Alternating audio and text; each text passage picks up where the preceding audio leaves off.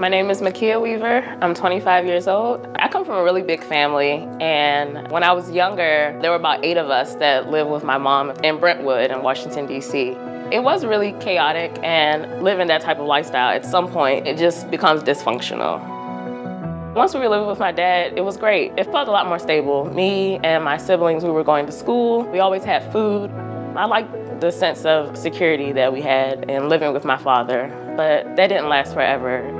My uncle came to pick me and my siblings up from school to stay with him and our grandmother, and he told us that my father had been incarcerated. We lived with them for about 3 or 4 years, but at some point things just got worse.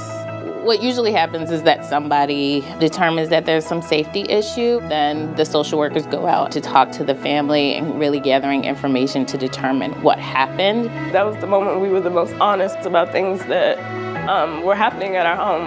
How we didn't always have food, and about how we didn't always have clothing, and that he would scare us into not saying anything. He would always tell us that if we said anything, we wouldn't all be able to live together, and it was really scary because it's already difficult not having your parents around.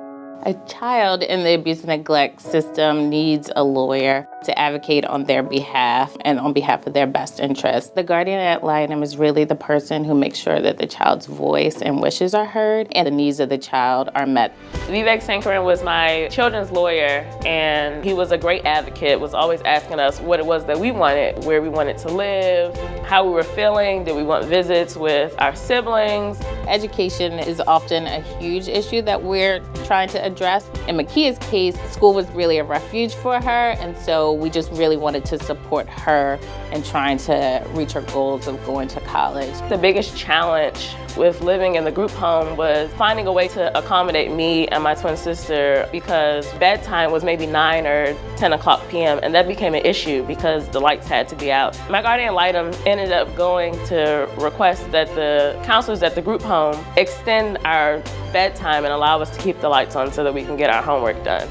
I went to the University of Virginia for undergrad, and I went to American University, the Washington College of Law, for law school. I'm really excited that I'm going to be clerking for Judge Anna Blackburn-Rigsby at the DC Court of Appeals this fall. Mr. Vivek played a big part in my decision to go to law school because he was always such a great advocate. It made me want to serve as an advocate myself. I was really grateful to have guardian ad litems from the Children's Law Center.